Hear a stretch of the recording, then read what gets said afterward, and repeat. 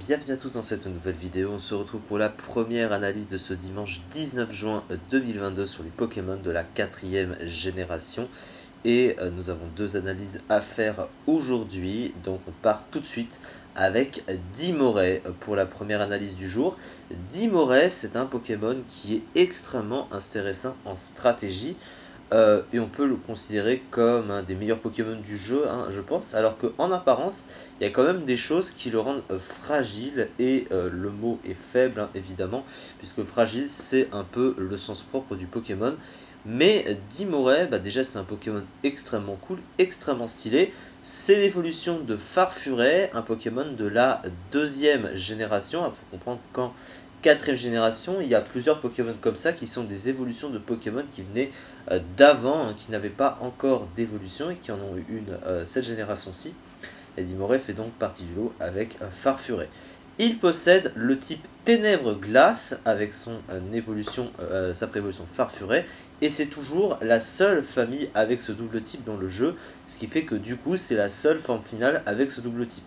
Ténèbres Glace défensivement c'est mauvais, hein. Alors malgré quand même 4 résistances, alors 3 résistances et une immunité, alors les résistances Ténèbres, Spectre c'est des résistances rares et qu'on a souvent besoin en stratégie, mais le truc c'est que le Pokémon est pas fait pour tanker de manière générale, donc même sur des résistances c'est un Pokémon qui peut prendre beaucoup de dégâts, donc voilà, mais surtout le type possède pas moins de 6 faiblesses, avec des faiblesses qui sont extrêmement gênantes, hein. Il a une faiblesse au piège de roc déjà, ça veut dire que s'il y a des pièges de roc sur le terrain et qu'il vient sur le terrain, bah, il prend 25% de sa vie dessus, ce qui est quand même pas ouf.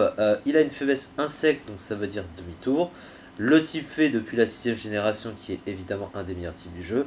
Le type feu, c'est un des 3 types super efficaces sur le type acier, avec la double faiblesse combat, hein, extrêmement gênante aussi. Et il a également une faiblesse au type acier. Alors par contre, si défensivement le type est plutôt mauvais quand même, offensivement c'est l'inverse, hein. Le type offensivement est excellent. Les deux types se combattent extrêmement bien offensivement. Le type ténèbres est très bon offensivement et son excellent coverage neutre, hein, surtout apporte énormément au type glace qui est un type offensif pas incroyable mais correct. Et du coup, il n'y a pas tant de Pokémon qui résistent au combo de stab, hein, seulement 42 dans le jeu. C'est presque des types qui ensemble, tu peux les spammer assez facilement. Et c'est vraiment une bonne chose d'avoir ce combo au moins. Et il est super efficace sur 427 Pokémon, donc c'est un double stab qui est excellent. Donc naturellement, le Pokémon profite d'un double stab qui est bon offensivement, même si ça lui apporte aussi des faiblesses gênantes en contrepartie. Au niveau des deux talents, alors les deux talents du Pokémon sont assez bof, hein, même presque inutiles, hein, on peut le dire. Première des choses, il a Pickpocket. Alors Pickpocket, qu'est-ce que ça fait? Ça vole l'objet que tient l'attaquant quand le Pokémon subit une attaque directe. Ce qui est complètement inadapté à ce genre de Pokémon parce qu'il a tout simplement un bulk nul, hein, il tank pratiquement pas les coups. Ce qui fait que pour se servir de son talent, il doit recevoir une attaque de contact, tanker et voler et donc utiliser l'objet sur le moment. Sauf que bon, tu vas déjà lui mettre un objet pour utiliser le Pokémon évidemment. Et tanker une attaque de contact en général ça va le one shot, donc du coup c'est pas vraiment utilisable. Pression, c'est pas non plus utilisable, c'est pas du tout adapté à ce genre de rôle de Pokémon offensif, puisqu'en gros ça force l'adversaire à dépenser 2 points de puissance par capacité utilisée, mais c'est plus adapté aux Pokémon qui peuvent tanker et forcer l'adversaire à perdre des points de puissance, à attaquer finalement, et en gros que le Pokémon puisse rester sur le terrain pour tanker les coups et forcer l'adversaire à perdre ses points de puissance. Mais en l'occurrence, vu le bulk qu'il a, c'est vraiment pas le cas. Au niveau de ses statistiques, alors les stats font penser et sont et l'inclut par contre de la catégorie des Pokémon qu'on appelle en gros Glace Canon, donc canon de verre en français, un peu à l'instar d'Alakazam ou Ectoplasma, c'est-à-dire des Pokémon qui tapent fort tout en étant extrêmement rapides, mais à l'inverse qui ont un bulk très fragile, et c'est exactement la même chose avec Dimoré. Il a une attaque de 120, 120 ce qui est la même stat d'attaque qu'Arceus, hein, à titre de comparaison, donc il tape très fort, et surtout son speed tier de 125 est extrêmement pratique pour lui, parce qu'il dépasse énormément de Pokémon de l'Overused actuel grâce à ce speed tier.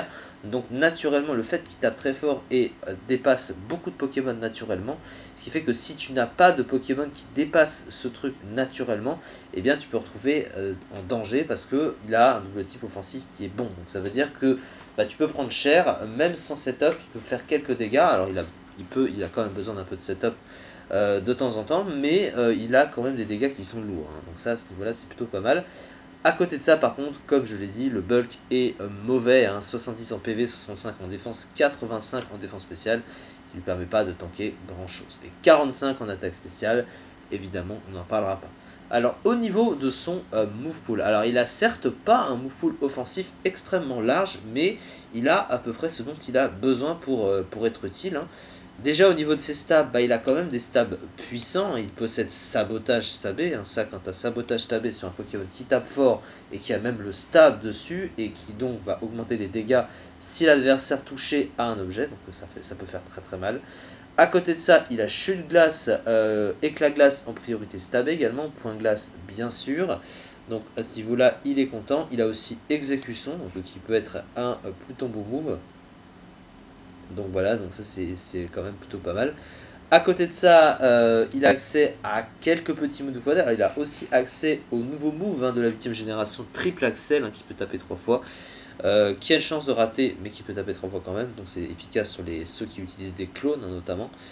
Il a accès à Direct Toxique, par exemple, en coverage pour passer les Pokémon de type Fée en l'occurrence. À côté, il n'a pas plus de bons moves de coverage. Hein. C'est vrai que par exemple, il a Casse-Brique, bon, c'est pas très très fort.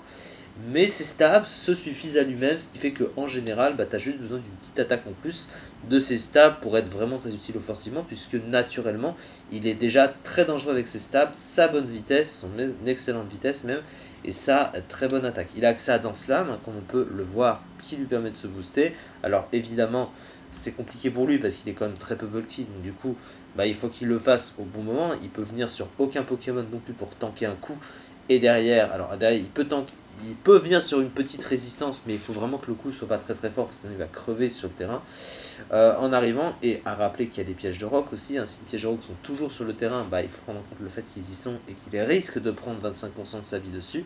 Donc il est quand même très fragile, et pour qu'il se place, il faut vraiment qu'il soit un peu tranquille finalement, puisqu'il peut venir sur aucune attaque quasiment, il n'est pas fait pour tanker, et que naturellement il puisse venir sur le terrain et qu'il puisse faire son taf globalement.